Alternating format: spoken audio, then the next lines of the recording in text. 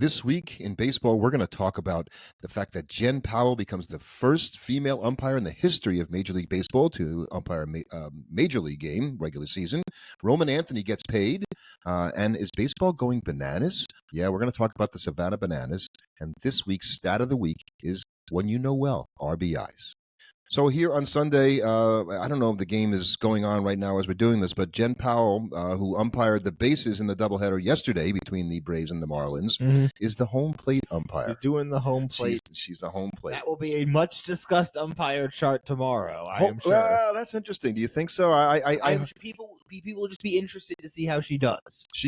So when she went out yesterday, she did the bases, and Clayton McCullough, the manager of the Marlins, went out and was very warm and welcoming her, and everybody was really cool, towards her, making her feel like, okay, this is good. Football was able to have female line judges years ago. Basketball did it 25 years ago. I don't understand why it took baseball so long to get here. Well, that's an interesting thing you say, because one of the things I heard some of the men that umpire is she's got the physical strength to do that. And so the first thing you joke is like, how hard is it to be an umpire, the physical strength? But when you think about it, and I didn't really read up on this, I just thought about it. It's 95 degrees. You're standing up for 2 to 3 hours. You've got to be in position and ready to do something, to move. So there's a certain amount of physicality you need to be able to do that, particularly when you're umpiring 150 games. I'm just going to say, there's no way that I could look at that and say that's something that the average man or woman could. Like I would be worried about a man. They are worried about the physical aspects of a guy doing that. I would be worried about the physical aspects of anybody doing that. I would not suggest that there's some kind of uniquely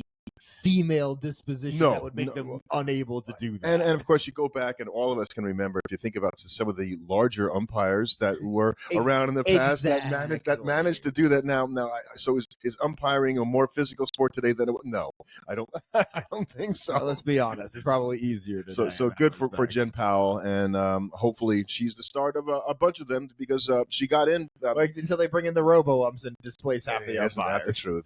It's interesting because you have an extra umpire when you have a double header like that in the crew, because the umpire who does the home plate doesn't have to do the next game. Right, I didn't realize that. It's just too draining. It's too draining, so that you get the game, you get the next game off, and so she's part of that crew for that reason. So good on her. And yes, Roman Anthony, who I keep talking about the fact that I met this kid 6 months ago. Right. He was a rookie looking to maybe make the team. I know. Now he signs an 8-year, $130 million deal. Roman, come on the podcast. Come on, we saw you first. You helped us. He was talking you up before anybody came. Give him a cut of that. Everybody was talking that guy up, and that's what I said that day. Going, Roman Anthony, you're the guy that made me pick the Red Sox to win the American League East, which doesn't look so bad right now. Looking more and more, like a thing that could happen. So good on him, and when he's 21 years old and he gets an 8-year deal, the hope on his part is that he's going to get another big deal when he turns 29 years old. Either he signs a big extension with the Red Sox when he's like 26, 27, or he hits free agency when he's 29 and signs a mega deal with somebody. No matter what, he's going to be very comfortable for the rest of his life. And now, at this point, pretty much independent of how well he plays baseball. Right. Which is amazing in and of itself. Before we talk about Banana Ball, I wanted to talk about a couple of things this week that went on, and one of them there's players and stats. And yeah. You obviously saw that Clayton Kershaw and Max Scherzer, Kershaw for the Dodgers and Scherzer for the Blue Jays, faced off in a game on Friday night. They traded jerseys. So both of these guys have pitched the same amount of years in the major leagues. They both pitched more than 6 innings, and both of them pitched more than 6 innings, which is a lot I could say for any Met pitcher. By the way, hello, thank you very much. Really, any major league starter these days. And so they first faced each other, interestingly enough, in 2008. The starting pitchers in a game where they replaced 2 Hall of Famers. Very good. That's right. So Randy Johnson and Greg Maddux were supposed to pitch, and both of them were scratched. And who are these two guys? These two kids that nobody knew anything about ended up being also Hall of Famers. Now, that's a coincidence. So they've only faced each other, I saw, 4 times, which I find hard to believe how that could have happened. But it kind of makes sense, though, just because Verlander went to the AL for so he was in the AL, and then Scherzer came over to the NL and was mostly in the NL. Right. And we had our friend John Nagowski on the podcast, and his book Diamond Duels was about people that. So I would think, were it 50 years ago, those guys might have faced each other, again, fewer teams and all that stuff, and you only played in your own league. They could have faced each other 15 times or 20 times in their career. You get a rare treat like that of them pitching against each other. So, but that was something memorable, and obviously both of them will. Well, I don't know if they'll go into Cooperstown the same year because they'd have to retire the same year. It's very possible. It'd be kind of cool, though. Right. So then again, Verlander's still out there throwing 97 at 42. He doesn't look like he wants to retire. Even as bad a season he's had, isn't at this point. No, he's still got the velocity there. So, but that was kind of a fun thing there. We almost got to see a no-hitter this week. We've had none though this year so far. Isn't that interesting? Yeah. No hitters this year. Last year they had several. 6 by this time. So Gavin Williams, and of course I was trying to get some work done the other day, and I had the game on. It was a Wednesday afternoon game at Citi Field. It's all the way to the 9th inning. He gets 2 outs. No, it was 1 out. Oh, 1 out. It was 1 out in the 9th inning, and Juan Soto hits a ball that I thought the center fielder was going to catch, and he did too, but it just went over his glove, and then it bounced back on the field, and so Soto's like running around second. Is it a double? It was a home run, and that ended the shutout, the no-hitter. He was removed from the game, and then the Cardinals, or they still won that game. Because the Mets don't win any games. So yeah, that was the closest we've come this year at this point. And Gavin Williams looked pretty good that day. Although anybody who's pitching against our Mets these days is kind of looking like they could, win the Cy Young Award.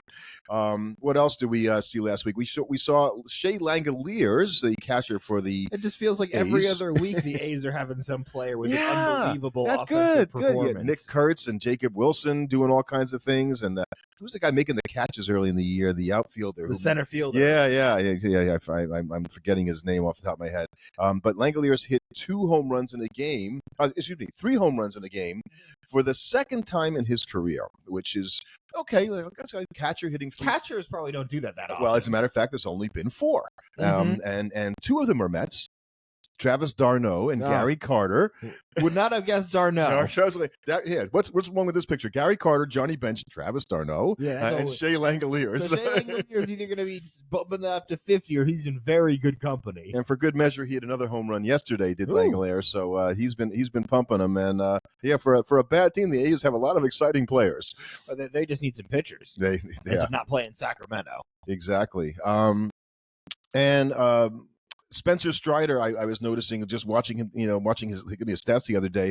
He's got 14 decisions in his 15 starts, which is weird to begin with. Like that just doesn't happen. You don't get that many decisions normally. He's 5-9 though in those decisions, right? This is Spencer Strider, the guy who was going to Cy Young candidate, and a 1.30 WHIP, which I guess is pretty bad for a guy who's as good as is Strider at this point. Mm-hmm. So just one of those snake bit years for the Braves where, and God, we know that now as Met fans going, when it goes bad, sometimes it just goes rotten. Right, nothing works. And nothing works. And we've talked about the Mets a couple of times. So they are on the way to losing their 11th out of 12th game right now. The flip side is your Brewers and everything works. You trade for Andrew Vaughn and he turns into Superman. I think the Brewers are something like 33-16 or something like that, and they're just crazy good. They're heading towards 30 games over 500. They have a 5-game lead over the Cubs when they were neck and neck a couple of weeks ago, just like the Mets were in first place over the Phillies, and now are looking up at 4.5 games or more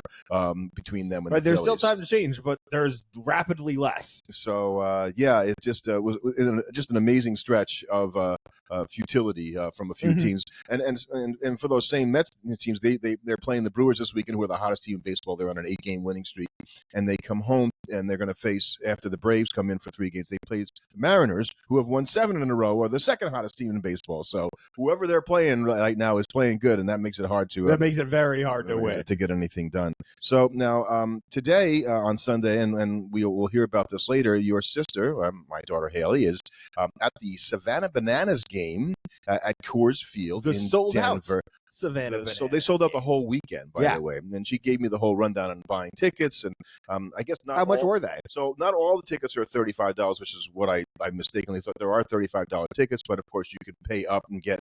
I think she got a $60 ticket, and it was only by lottery. So somebody that she knows didn't get the lottery, but she got the lottery and allowed her to buy 5 tickets, which she did. And then there are $75. I think that's the highest level ticket that they have for an event that is expected to take about 2 hours. The banana games take.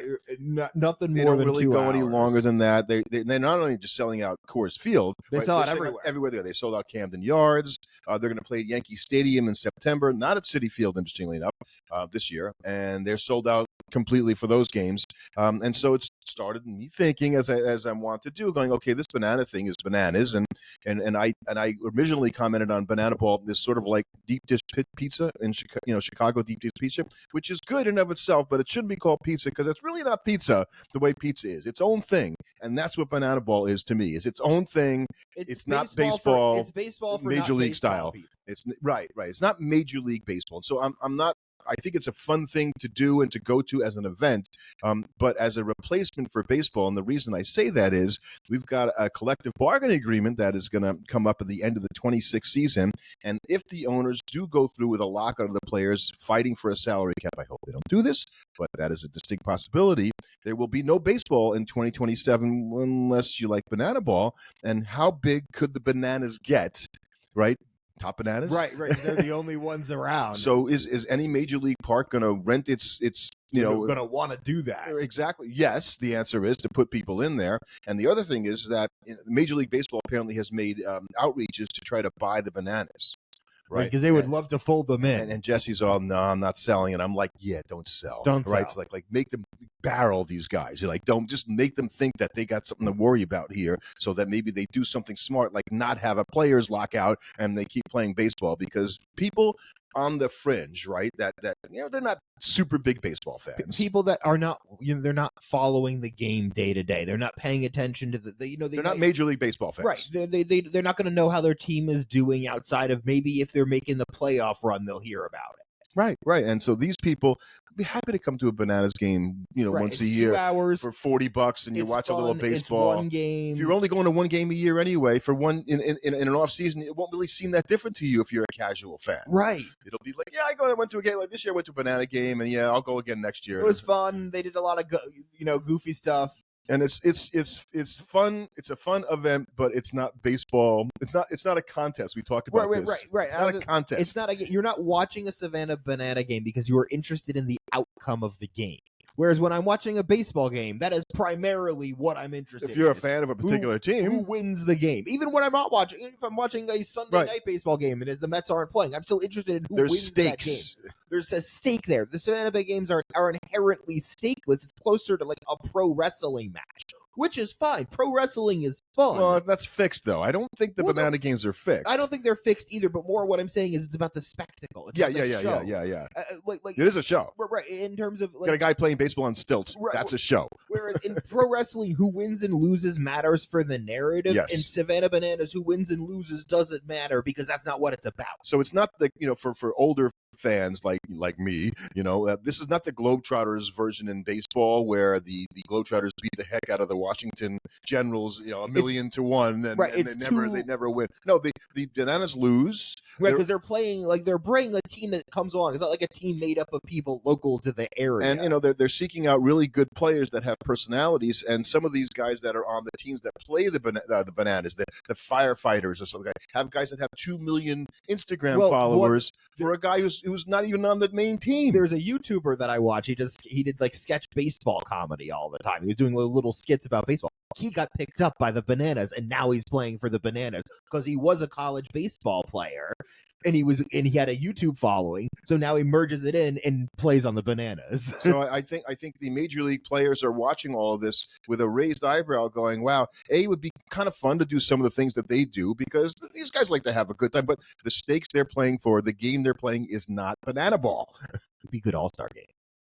Tell me. Think about it. That's Savannah Banana. That should be the All-Star game. The All-Star game. Okay, maybe you have 2 All-Star games. You can have one for the pomp and circumstance of the All-Star game. Just because, I can understand if some people would be annoyed if the All-Star game had a part where all of the pitchers and the infielders started doing a synchronized dance before throwing the pitch. I could understand there'd be some baseball fans that would not be down with that. But I could also imagine do away with the home run derby and play a banana game instead, and I guarantee you that would get a bigger viewership than the home run derby. Well, it's funny when we don't want to get off on an All-Star game tangent, but I also think the All-Star game could be melded into Cooperstown weekend. I'm not sure why the Cooperstown weekend is like 10 days after the All-Star game. Everybody's already thinking about baseball. You've got this break of days. Why not figure out how to do them together so baseball sort of has the stage for everything for that week? So they've never done it, and the pomp and circumstance of doing the Hall of Fame ceremony doesn't necessarily meld well with with the All-Star game. So now with banana ball, or banana no ball. doubt about that. So well, let's talk about this week's stat of the week. The stat you hate and you like to sort of come back at, going, well, it's overvalued, I think is what you said. I'm gonna let you take that. Well, I think we're talking about RBIs. Right. The stat Runs that is batted awarded in. when the batter's action results in the run being scored. So that's a hit, a walk, a sac fly, ground out, anything that is an error or a run not scoring. Right. The problem with RBIs, and this is where most people look at it and they go, are they a core component to offensive evaluation? That's what they were traditionally when you look at them. Oh, sorry. Alongside batting averages, home runs, and RBIs. If you were looking at a player, that was the determination on whether or not he was good. And I think in some respects, we've maybe gone a little too far the other way in saying RBIs are bad. Thank you. But RBIs are largely a product of team success, not individual. You can't have as many RBIs driving in guys that never get on base in the first place. Right, exactly. And a guy like Francisco Lindor could, when he was batting well out of the leadoff slot, would inherently get more RBIs if he was hitting second or third in the lineup, but it was best for the team for him to be hitting in the leadoff spot. So where you are in the lineup also dictates the number of RBI attempts you get, essentially. But there's a reason why the guys that are the greatest RBI people in the history of baseball are all Hall of Famers, or should all be Hall of Famers. Because guess what? You still have to be good enough to drive them in. So of the top 12 guys I noticed, there's only 3 guys that aren't in the Hall of Fame in the all-time list of RBIs, and that would be Albert Pujols, who's only not in the Hall of Fame because his vote hasn't come up yet. He's going to be. Alex Rodriguez, Barry Bonds, right? The same guys we talk about all the time. Right. So those guys, are certainly had Hall of Fame playing careers, despite all the other stuff. And so it rewards the guys that, basically they're hitting in positions of stress and delivering. And that's why I think the RBI got undervalued. The same way that we talked about recently, the saves were becoming undervalued a little bit. Right. The closer, you're hitting and pitching in the most clutch situations in the game. Remember, RBIs, there's a guy on base, he's in scoring position, and you get a hit to knock him in. Yeah. That's a big deal. Yeah. Now, granted, the argument that you can make is that that's just a function of you were the guy at the plate with the ability to do so. But you still did it. You did it, and that's what I'm saying. And so here's the other thing that crossed my mind about this going. So we talk about how runners in scoring position is such an important statistic, right? And we again back to the Mets for a second. Maybe the worst team in all of baseball, so it seems, with runners in scoring position. So how can RBIs not be an important stat? Well, and then how can we complain about runners in scoring position being bad at that? How do you have both? I think because the issue is that when we're talking about RBIs being a bad stat, we're not finishing that sentence. RBIs are a bad stat for comparing players against one another. If you have one player and he got 100 RBIs, and you have another player that got 75 RBIs, you can't use that as a metric to determine which one of he was better than the other guy. Right, because that's not something that you could look at. So that's where it's a bad statistic, because I can't look at, when you say Stan Musial was a better hitter than Ty Cobb because he had 7 more careers RBIs than Ty Cobb. Like, that doesn't really. As a sole evaluator, I would never say that. And it's a derivative stat, as you said before. Right, so I think that's where the whole RBIs are a bad stat for comparing, because you're not being honest if you don't finish that, for comparing players. Because as we talk about, RBIs are largely a thing of looking at a team player. They're good at looking to explain the events of a game. They're not good for looking at comparing the events of a season between two players. No, but between the player and himself, by the way. So if you have 1 year where you drive in 75 runs, and then the next year you have a good year and you drive in 104 runs. So now you have this difference going, okay, so which guy are you? Are you the 75 RBI guy or the 104 being somebody that drives in 100-plus runs every year does say something about the type of player you are. That means you're constantly up with guys on base and you're delivering. And to be fair, right, that chances are if you're driving in 100 runs a year every year, your team is pretty good. That's another big part of it. Your team is pretty Let's good. put it this way: you're playing for the Colorado Rockies, or the Chicago White There's Sox. nobody getting 100 RBIs. Because you might not have 100 plate appearances with a guy in scoring position. Right. So I think that, that's why you have to be careful about it, but it does sort of, honor consistency. And basically, if you compare runners in scoring position statistics, they will match up well with guys that have lots of RBIs, unsurprisingly. In the same way, because you can even go deeper. This is the same reason we have devalued RBIs. We don't really keep track of game-winning RBIs.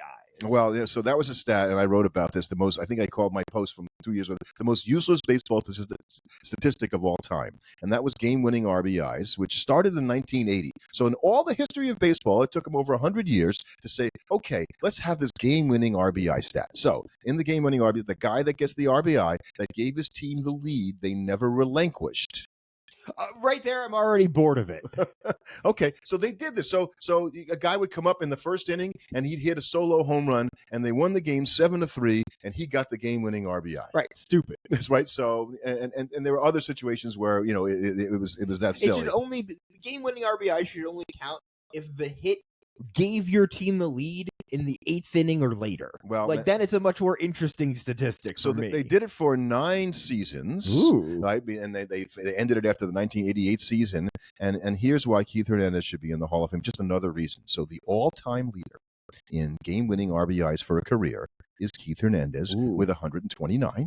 He also has the all-time single-season record in 1985, well, as a member of the New York Mets, where he drove in 20. He had 24 game-winning RBIs. There we got it. We got the silver bullet for his Hall of Fame. So he has these two things that nobody else has or will ever have, because we're not tracking it anymore. Again, so that RBI, so they got rid of that. They didn't actually start counting RBIs for real until 1920, and which is interesting. So the dead ball era ends, and really they would have been a lot easier to count in the dead ball era. Although, well, they didn't have that. They did go back. So somebody went back retroactively, because I started thinking, well, wait, Babe Ruth started playing like in 1915.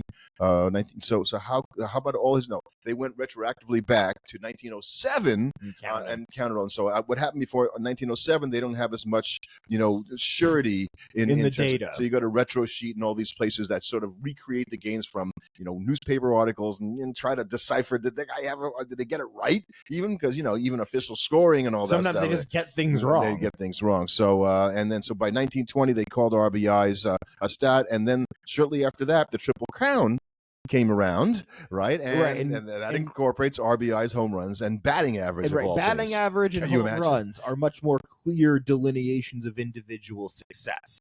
Your team can't influence how many home runs you hit. Your team can't influence how good your average is.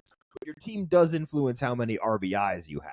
Right. And the greatest offensive season in the history of Major League Baseball, arguably, 1930. Hack Wilson of the Chicago Cubs at the time hit 56 home runs. Wow, that little fire plug. And he drove in 190 runs. That's pretty good. It's 190. Lou Gehrig has the American League record with 184. It'd be great to be the guys in front of Hack Wilson that season. They don't get any credit for that. So the Cubs, they had to be on enough to drive in 190 times. The Cubs lost the World Series that year. Yeah, we do that because that's what the Cubs did for a long time until 2016. So I love the stat. I as an older fan, it was really bugging me that people were trying to, and I understood the idea of why it's a derivative stat and why it's so dependent on what else happens on your team. And I think as long as you're not using it's still great to compare players, you're fine. I think that's really the area where it becomes problematic, because you can't look at that, especially because what if they're batting in different places in the order? Are you gonna knock the leadoff hitter in the lineup because he had less RBIs than Jose Ramirez? That doesn't make any sense. I mean, when you have a list that starts with Hank Aaron and you've got A-Rod and Ty Cobb and Musial and Gehrig and Cap Anson and Jimmy Fox and Willie Mays, Mel Ott, Ted. I mean, come on. Right. If it was a bad statistic, it wouldn't be only Hall of Famers on the list. Right, and the guys there'd be guys on there that don't make any sense. Babe Ruth is second, by the way. Hank Aaron won that one too. So I know when he got him for the home run record, he was sneaking up on the RBI side, and nobody even noticed. Oh yeah, he went past Babe Ruth. People didn't even make as big a deal about him getting the all-time RBI record, certainly as the home run record. So that kind of also gives another indication. RBIs are never as important as home runs, because a home run was like, so you were the home run king. Nobody's the RBI king. Yeah, well, Hank Aaron is, but Right. anyway, it's a stat that I think we should pay more attention to, and Mets could use a guy that gets a lot of RBIs. they could use anybody.